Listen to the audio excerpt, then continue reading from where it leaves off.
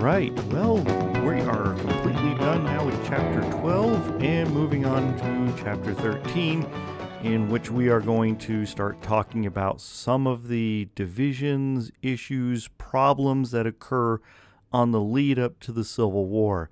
The Civil War doesn't just happen, okay? There's disagreements, there's political problems, there's economic problems, there's a number of factors that really come into play that causes a split in the Union. And these start way early on in the 1800s. So it's a build-up towards the Civil War. So when people think, oh, it's just based around slavery and kicks off the Civil War, there's other factors too that play into it. Slavery is the main factor, of course, mind you, but there are other underlying issues that drive and push and create problems between the North and the South. So let's go over a few of those today. We're going to break this into a couple smaller units. We'll make it so they're shorter, easier to digest, and hopefully this helps you do better on your assignments too. So we are starting what I call 13.1.1. So let's jump right into here about economics. The one reason why we talked about the economic factors in the seven parts of the economy is because once we now come into chapter 13, you're going to see those economic systems at work and how they play off of each other and how some create divisions among others. So anyways, starting up here, we know that for a fact that the North does not establish large plantations. The climate is not right for it. This is something we've learned way back talking about the 13 colonies. They just don't have a suitable environment for it. They do have farms, but farms typically, if you guys remember, they're used more for individual farming. They may have some cattle that they could sell, or then they may have wool, things like that. But there's no large-scale production of cash crops up in the northern regions, especially in the northeast. So it forces them to adapt and find other means of ways to make money and become profitable. And the big one of that, of course, is industrialization. Build factories, take raw materials, create manufactured goods, sell it, make a lot of money. That's what the North ends up doing. So you see really the Industrial Revolution kick into high gear in the northern part of the United States. And then they're able to sell their produced goods within the North and also over into the West. And some of it makes its way to the South too. However, the South kind of has a different way that they buy their goods and services, which creates an economic issue between the North and South when it comes to manufactured goods. Another thing is that the North does not need slave labor. They have plenty of people coming in willing to work for wages. And remember, one of the things we talked about is that if you have an hourly wage worker or a daily wage worker and they get injured on the job or hurt, or they can't just do the same task anymore, you just fire them, you bring somebody else into place. If you have to purchase a slave to do that, you have an investment in that slave that you now have to take care of them for pretty much the rest of their life. So it doesn't make sense for Northerners to hire slaves to work in their factories. It's an economic issue, as well as the large sections of the North have strong abolitionist movements. And this really goes back to the establishment, the religious nature of the North. We have the Quakers, the Congregationalists, we have the Methodists, we have people who are abjectly against slavery as a whole because it's a religious and moral position for them too. Not saying the South are irreligious, but the North has a strong concept of individual liberty. When we look at its evangelical personal salvation, things like that. So I know it's weird to throw a little bit of religion in there, but you have to understand that there is religious roots to the abolitionist cause. Again, when we go right back down to the South is totally different. Large plantations, they need the slaves for cash crops, and slave labor pays off for them because people don't want to do that hard labor out in fields all day long. It's grueling, hard work. And so that's why they hire slaves, purchase slaves in order to do the work for them, because then they know that they are going to have somebody that they can force to do the labor and be able to extract wealth by that forced labor. So one of the things that happens is that the North kind of looks at the South and sees that they're being economically prosperous, yet at the same time they're doing so on the backs of human slave labor. And they find a lot of problems with it. Some of it is economic.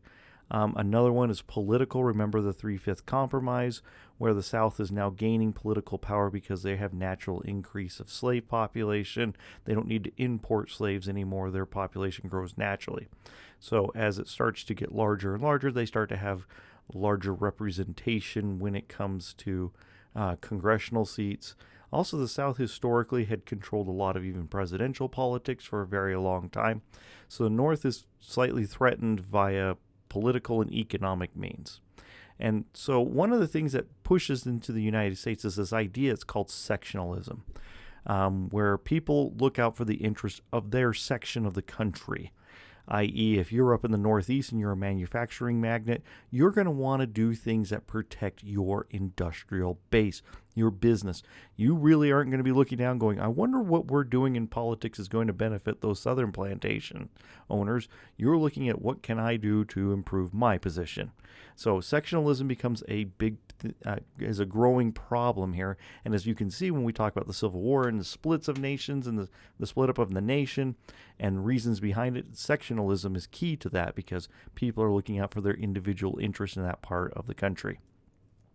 All right, so what does the North do and what does the U.S. government do in order to collect money to make sure it runs? There's no income tax during this time. In fact, income tax is not written into the Constitution. You don't see an income tax in the United States until the 20th century. So next year we'll talk about the establishment of the income tax. So how does the government collect money?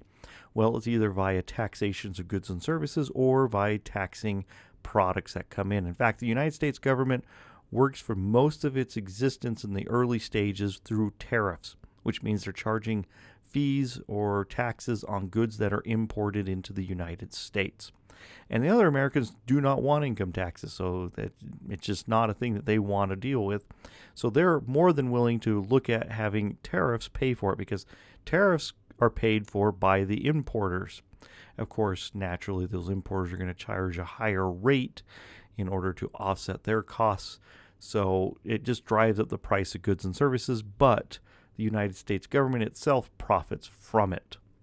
One of the things, though, it hurts is the South exports cotton, so it doesn't hurt them when they're having it leave. However, remember, they take their cotton, and a lot of times it's going over to Britain, where they're buying it and establishing it in their textile mills, and then the South can use those profits to buy manufactured goods from Britain that then just gets shipped back to them. And the problem that occurs then is that the United States government then imposes a tariff on those goods being imported into the South.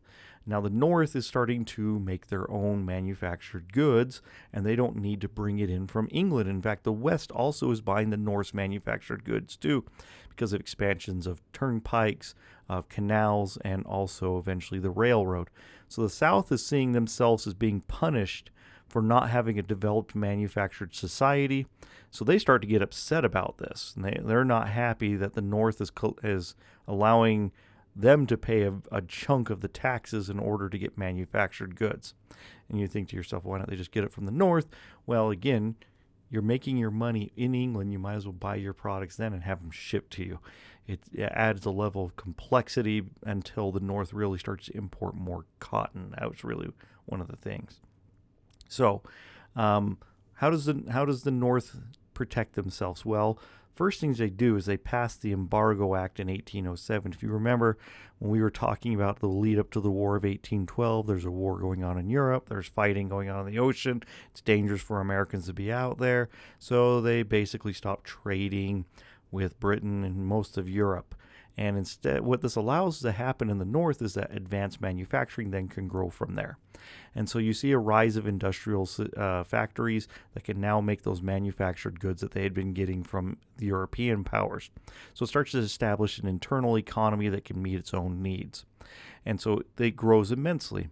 Now, once the War of 1812 ends, and now we're back being okay with the British, Britain has not been selling a lot of its manufactured goods because of the wars and now has a huge surplus of these items sitting in factories. So they start shipping them to the United States and selling them for much less than what Americans can produce them for. And this starts to hurt American business. So American business, the manufacturing groups, have to find a way to counteract this. So they look at it and they go, what's the first thing we can do? We can create something called protective tariffs. What protective tariffs do is they're designed to protect American manufacturing and business interests. It's not just there to punish somebody, but instead it's to encourage internal growth and to protect internal wealth creation. So if you have a factory that makes, let's say, for example, cast iron pans, and they sell them for $10 a pan, and England's trying to bring them over and sell them for $6 a pan, you would impose you'd impose a $5 tariff on it to make it $11, so therefore you're more likely to buy the American good, which is $10, so you save $1. It's all about protecting that business to make people want to purchase American-made items. That's what they're looking for. It's protecting your financial interests, and it's for the benefit of not just the company, but also for the country usually. However, it can create and generate trade wars, so that can create problems. So what they do is they pass in 1816 a tariff that raises most things up about 25%, and this really impacts the Southerners more so than, again, the Northerners. The Northerners are not typically buying manufactured products in America. We just talked about that conversion. Send it to England, get some cash, buy the stuff, have it sent back, plus your profits. You're coming out ahead at that point. You don't have to have it shipped all the way from the North. That's what the South is looking at, and they're going, well, wait a minute, we're being punished while you guys are making more money. Why are we getting punished here? They see it as an imbalance. So they get upset about it and they start pushing back against tariffs. However, one of the things you have to understand is that America up in the North, if you guys remember, they're increasing in population rapidly through natural birth, but also mass immigration. And so soon they're starting to gain greater political power so that they can impose these tariffs on there and grow their businesses. So what happens? Well, the North and West, again, they continue to buy American products. The profits increase for the factory owners. And so they say, this is good for us up in the North. They're going, this is great. We're making a ton of money. Let's impose more tariffs and let's raise the price on those tariffs and allow America to take the lead in manufacturing. And so they do so. They start putting up more tariffs, and eventually it starts to push the South economically in a poor position and really creates a lot of anger in the South. And because of this, you're going to see some fight backs, and you're going to see them try some unique ways to try to say, look, federal government, you may be able to pass these tariffs, but we don't necessarily need to abide by them. And so because of that, you're going to see some crises start to arise, and they're constitutional crises. And again, this all starts leading towards this push towards the Civil War. You're going to start seeing sectional business interests, sectional people interests, political interests, slavery interests, all sorts of interests in a sectional nature that's going to really start to tear the country apart. All right, we're done with this first part of it, 13.1.1. Make sure you take that homework quiz. Everything you need is on this PowerPoint. Remember that every time. Use the PowerPoint. All right, guys, I will see you again tomorrow. Have a good day.